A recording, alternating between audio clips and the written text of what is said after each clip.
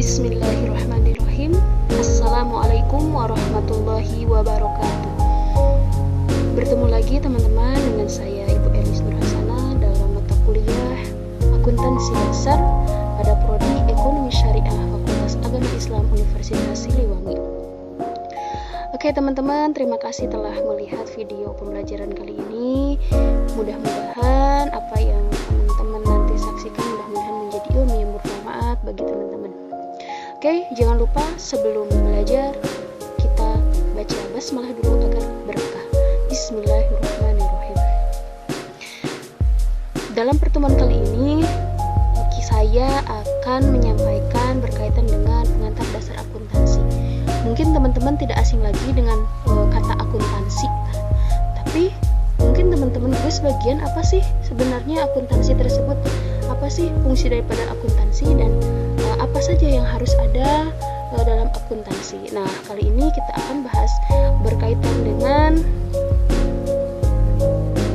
definisi akuntansi,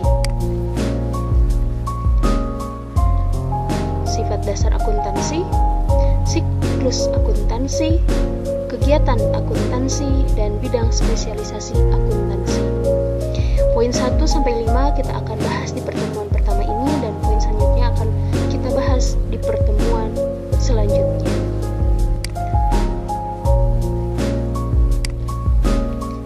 Definisi akuntansi.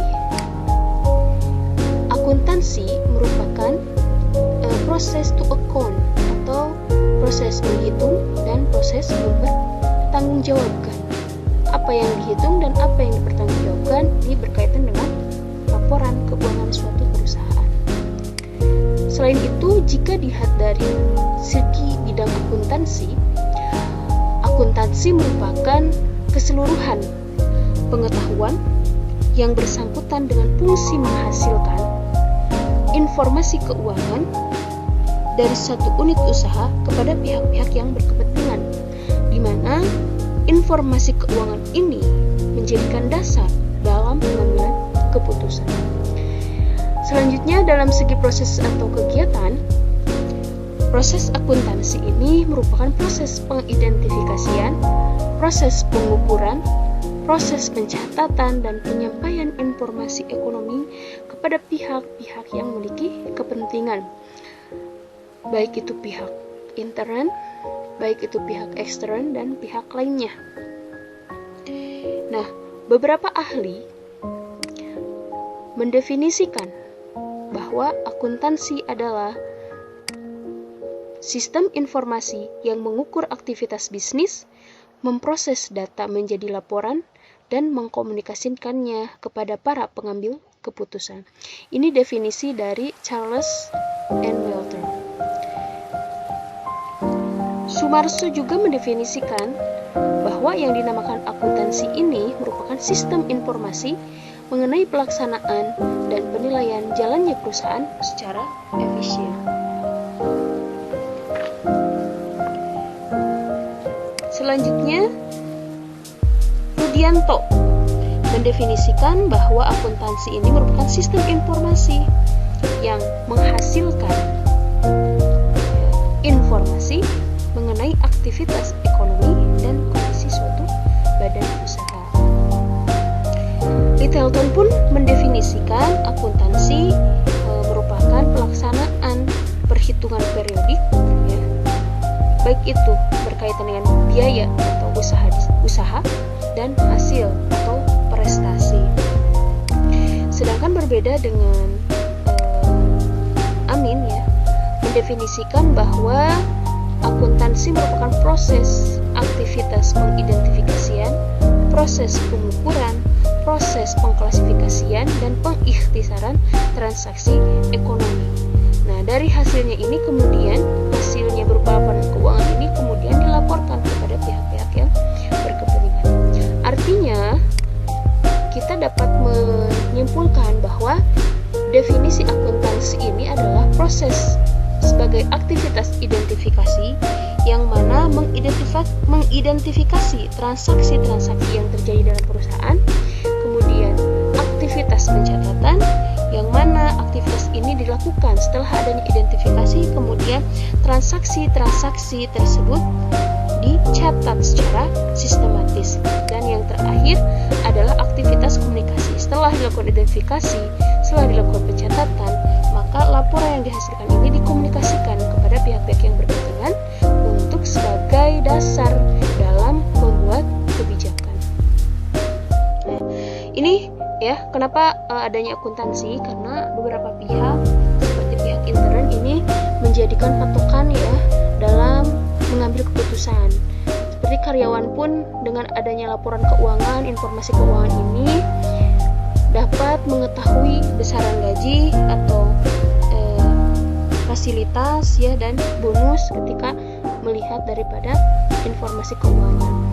Bagi eksternal ya atau pemilik perusahaan, bank, kreditor, investor, pemerintahan, dengan adanya informasi keuangan ini memudahkan investor untuk menganalisis apakah perusahaan tersebut akan menguntungkan atau tidak akan menguntungkan. Bagi pemerintahan untuk menentukan pajak, berapa pajak yang harus dikeluarkan oleh perusahaan. Bagi bank, kreditor pun akan sebagai penilaian apakah aktivitas usaha ini sehat atau tidak sehat. Adapun untuk pihak lain seperti mahasiswa, lembaga sosial atau calon relasi kerja, mahasiswa membutuhkan laporan akuntansi ini atau laporan keuangan ini untuk kebutuhan skripsi atau tesis dan sebagainya. Sedangkan lembaga sosial membutuhkan apakah perusahaan ini bisa menjadi donatur, sedangkan calon relasi kerja apakah perusahaan ini bisa dijadikan sebagai relasi kerja untuk atau investasi terhadap perusahaan tersebut. Selanjutnya, kita pelajari terkait dengan prinsip dasar akuntansi. Apa saja prinsip-prinsip dasar yang harus ada dalam akuntansi? Yang pertama, prinsip harga perolehan atau historical cost principle, yaitu yang terdiri ya, aktiva, utang, dan modal dicatat sebesar cost history yang kemudian disesuaikan dengan adanya amortisasi atau alokasi yang lainnya. Kemudian prinsip yang kedua adalah prinsip pengakuan pendapatan.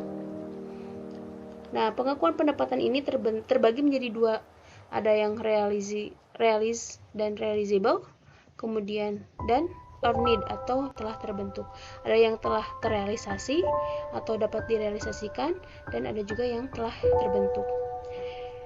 Maksud daripada telah terrealisasi atau dapat direalisasikan ini, ketika barang atau jasa yang dijual atau dipertukarkan ini dipertukarkan dengan kas ataupun klaim terhadap kas.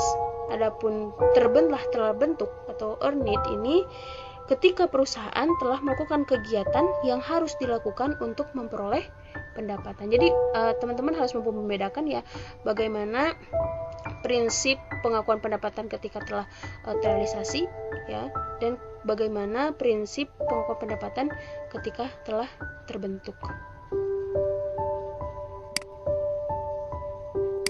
Selanjutnya kita pelajari mengenai sifat dasar daripada akuntansi itu sendiri.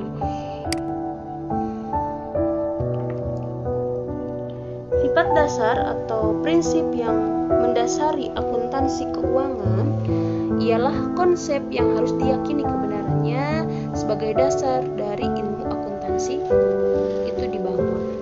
Seperti menurut Belkawi ya, sifat dasar akuntansi ini ada 8 ya. Yang pertama, akuntansi sebagai ideologi, artinya akuntansi ini menjadi legitimasi ya, alat untuk melegitimasi keadaan struktur sosial, ekonomi dan politik kapitalis. Kemudian sebagai bahasa, artinya akuntansi difungsi sebagai alat komunikasi dalam melaporkan laporan keuangannya. Selanjutnya, yang ketiga adalah akuntansi sebagai realitas saat ini. Di sini maksudnya adalah dengan adanya akuntansi memberikan gambaran ya, memberikan gambaran kepada pihak-pihak yang memiliki kepentingan berkaitan dengan realitas ekonomi perusahaan pada saat ini. Kemudian yang keempat, akuntansi sebagai sistem informasi, yang artinya akuntansi ini mampu menggambarkan proses yang menghubungkan sumber data melalui channel komunikasi dengan para penerima informasi. Selanjutnya, sebagai akuntansi sebagai komoditi. Nah, ini ya, akuntansi ini harus mampu merespon kebutuhan para pemakai komoditi, sehingga jika akuntansi hanya mampu mengetahui proses pembukuan, maka akuntansi tidak akan bernilai komoditi. Lanjut, sifat dasar akuntansi yang ke-6 yaitu sebagai catatan historis.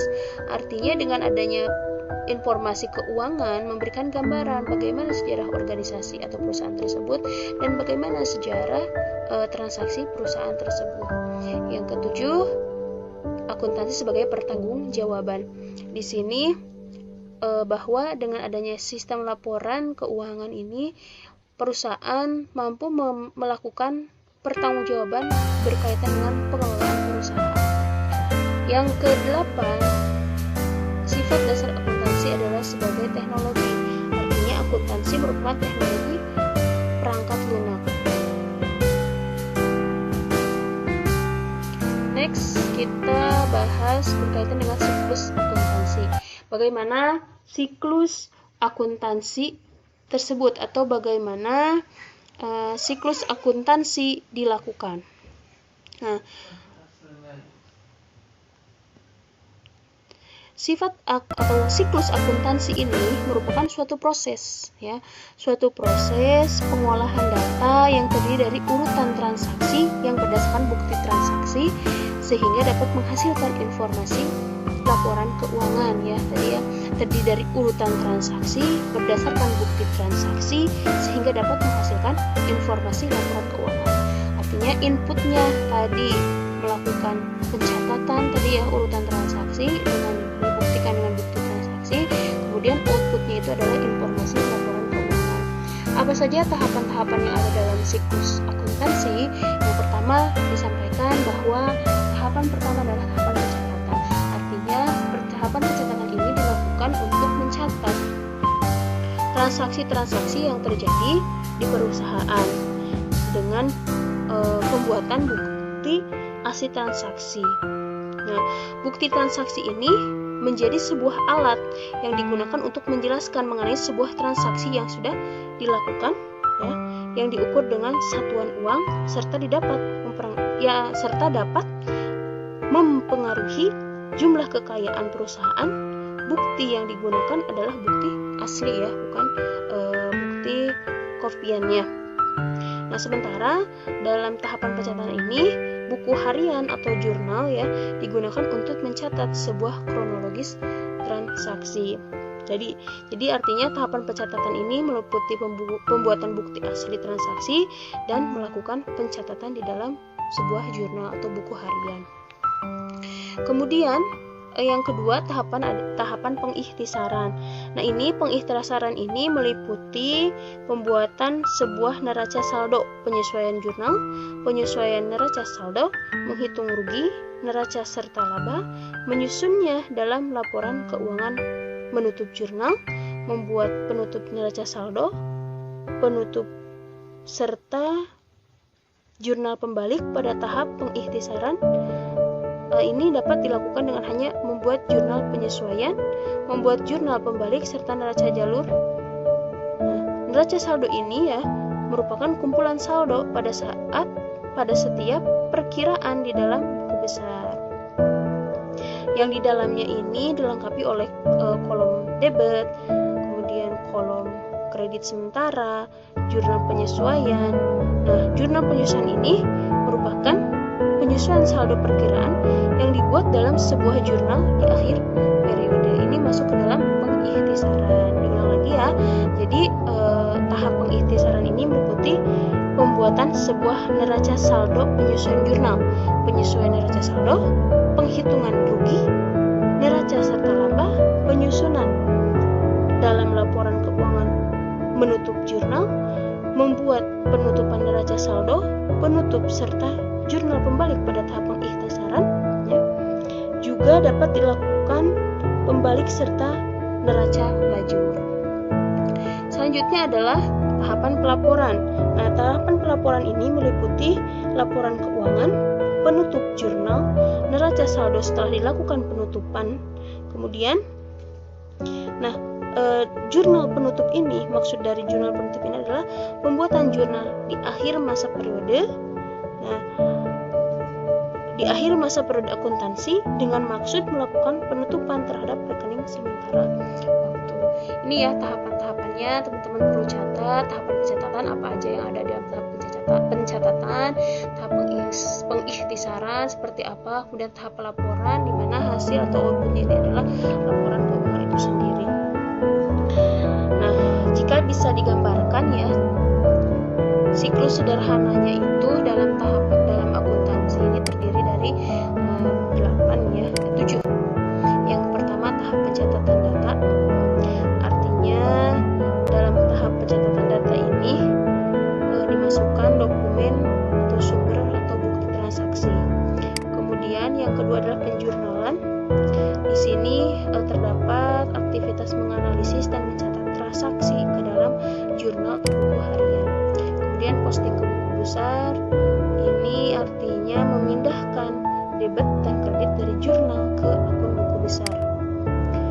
Kemudian menyusun neraca saldo, artinya menyiapkan neraca saldo ya untuk mengecek keseimbangan buku besar. Kemudian yang kelima, membuat ayat jurnal penyesuaian. Di sini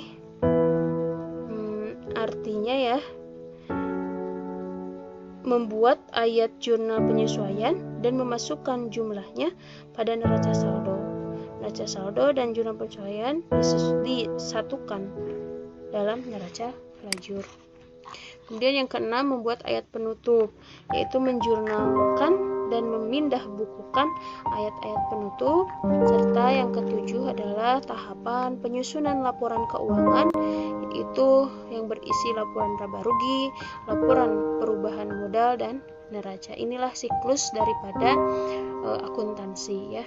Teman-teman perlu pelajari kembali, baca-baca kembali. Selanjutnya, apa saja sih yang ada dalam kegiatan akuntansi? Nah, karena akuntansi ini merupakan rangkaian kegiatan pencatatan tadi ya, penggolongan, pengikhtisaran, dan pelaporan transaksi keuangan yang dilakukan suatu unit usaha ya, agar pihak-pihak yang berkepentingan terhadap perkembangan unit usaha ini dapat membuat pertimbangan ya dan mengambil keputusan ekonomi sesuai dengan kepentingannya. Nah, apa saja kegiatan akuntansinya? Yang pertama adalah recording atau pencatatan. Nah, tahapan ini transaksi keuangan perusahaan yang terjadi perlu dicatat ya dalam bukti transaksi. Bukti transaksi ini apa saja? Contohnya nota, kwitansi, cek, dan lain-lain ya. Jadi ketika ada terjadi transaksi, contoh penjualan secara tunai, maka dicatat ke dalam bukti transaksi. Dengan bukti transaksi tersebut adalah contohnya nota, atau dengan bukti transaksinya cek atau kwitansi dan sebagainya, ini harus dicatat. Kemudian yang kedua adalah klasifikasi ya, klasifikasian ini artinya ini tadi setelah transaksi recording atau dicatat dalam bukti transaksi, maka langkah selanjutnya menggolongkan transaksi ke dalam akun buku besar. Apakah transaksi penjualan tersebut dicatat ke dalam jurnal perbandas atau dimasuk ke dalam jurnal pengeluaran, kemudian digolongkan ke dalam akun besar kas. Selanjutnya tahapan atau kegiatan summarizing atau peringkasan. Nah, tadi setelah melakukan recording, setelah melakukan classifying, dilakukanlah peringkasan ya, atau tahap peringkasan, yaitu meringkas transaksi keuangan yang telah digolongkan dalam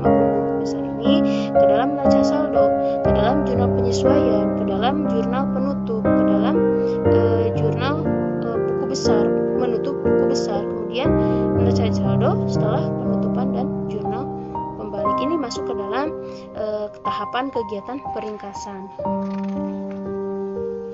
Nah, selanjutnya adalah yang terakhir tahap reporting, di mana ini adalah output daripada kegiatan akuntansi.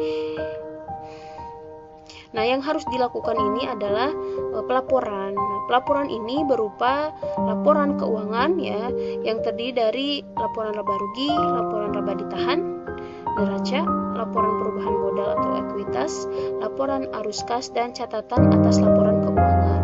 Misal contoh laporan laba rugi atau income statement. Nah, merupakan suatu laporan yang berkaitan dengan perhitungan hasil yang telah dicapai oleh suatu perusahaan dalam jangka waktu tertentu. Dari laporan laba rugi ini akan menggambarkan bagaimana perubahan pendapatan dan beban selama periode tertentu. Perlu teman-teman ketahui ya, contoh tadi kita ambil contoh laporan laba rugi ya. Terdapat 5 unsur. Yang pertama, pendapatan usaha suatu perusahaan seperti apa? Beban usahanya sebagaimana, kemudian pendapatan di luar usahanya seberapa besar, kemudian beban di luar usahanya juga seberapa besar, sehingga dapat dihitung laba atau rugi bersihnya. Nah, dengan adanya kegiatan akuntansi ini, tujuan utamanya adalah bagaimana cara kita menyajikan informasi ekonomi atau economic information dari suatu kesatuan ekonomi ya, atau economic entity kepada pihak-pihak yang berkepentingan yang dimaksud kesatuan ekonomi. Di antaranya itu adalah badan usaha atau business enterprise. Nah, ini ya fungsi daripada kegiatan ekonomi. Ketika penting kembali diingat ya, kegiatannya itu adalah recording, pencatatan, classifying, pengelompokan, summarizing, pengikhtisaran, dan reporting. Akhir daripada kegiatan akuntansi itu sendiri. Selanjutnya kita pelajari terkait dengan bidang spesialisasi akuntansi. Bidang apa saja yang biasa ada akuntansinya ya. Yang pertama adalah akuntansi keuangan. Nah, ini diperlukan karena akuntansi keuangan ini bertujuan untuk menyediakan laporan keuangan untuk kepentingan pihak intern maupun ekstern. Artinya proses akuntansi keuangan ini menyangkut kepentingan pihak umum, sehingga dalam pelaksanaannya harus berpegang pada prinsip-prinsip akuntansi yang lazim dan standar akuntansi keuangan yang berlaku secara umum. Selanjutnya akuntansi biaya. Nah, akuntansi biaya ini berkaitan dengan kegiatan-kegiatan yang berhubungan dengan biaya itu sendiri ya, terutama biaya-biaya yang berhubungan dengan pengolahan bahan baku menjadi produk jadi. Tujuan daripada akuntansi biaya ini adalah untuk menyediakan informasi biaya untuk pihak intern perusahaan dan memberikan informasi kepada pihak manajemen untuk mengetahui produk mana yang menguntungkan dan produk mana yang tidak akan menguntungkan. Selanjutnya akuntansi manajemen. Akuntansi manajemen ini biasanya berkaitan dengan kegiatan yang berhubungan dengan pengumpulan dan pengolahan data historis dan data taksiran. Tujuannya itu adalah untuk menyediakan data yang diperlukan manajemen untuk menjalankan kegiatan ya, menjalankan kegiatan sehari-harinya dan menyusun rencana kegiatan operasi di masa yang akan datang. Ini fungsi daripada akuntansi manajemen. Selanjutnya akuntansi pemeriksaan. Ini berhubungan erat dengan pemeriksaan catatan hasil kegiatan akuntansi. Nah, kegiatan akuntansi pemeriksaan ini lebih bersifat pengujian atau kelayakan laporan keuangan. Ketika laporan keuangan ini dapat dikatakan layak apabila telah sesuai dengan prinsip-prinsip akuntansi yang lazim serta sesuai dengan standar akuntansi keuangan yang berlaku secara umum. Kemudian yang kelima adalah akuntansi perpajakan. Nah, ini berhubungan dengan penentuan objek pajak yang menjadi tanggungan perusahaan serta perhitungannya. Dengan adanya akuntansi perpajakan ini dapat membantu manajemen dalam menentukan transaksi yang akan dilakukan sehubungan dengan pertimbangan perpajakannya. Yang keenam itu adalah akuntansi anggaran. Ini kaitannya dengan pengumpulan dan pengolahan data operasi ya, yang sudah terjadi serta kemungkinan taksiran yang akan terjadi. Nah, tujuannya adalah untuk kepentingan penetapan rencana operasi keuangan perusahaan dalam satu periode tertentu. Selanjutnya akuntansi pemerintahan. Nah, akuntansi pemerintahan ini ya, menjadi atau sebagai bidang akuntansi yang kegiatannya berhubungan dengan masalah pemeriksaan keuangan negara yang sering disebut dengan administrasi keuangan negara. Inilah bidang-bidang spesialisasi akuntansi yang ada dalam akuntansi itu sendiri ya, sehingga penting ya teman-teman mungkin sering menemukan spesialisasi atau mata kuliah mungkin ke depan akan menemukan akuntansi biaya, kemudian akuntansi keuangan, perpajakan, dan sebagainya. Ini masuk ke dalam bidang spesialisasi akuntansi itu sendiri ya. Nah, setelah teman-teman belajar berkaitan dengan definisi akuntansi, kemudian prinsip dasar akuntansi, kemudian lagi siklus akuntansi seperti apa, kegiatannya seperti apa, bidang spesialisasi akuntansi seperti apa, maka saya harap teman-teman mampu meresum kembali ya sebagai tugas akhir daripada pembelajaran ini apa saja yang penting.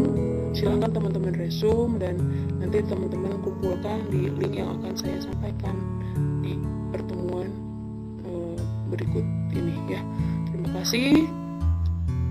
Saya tutup. Assalamualaikum warahmatullahi wabarakatuh.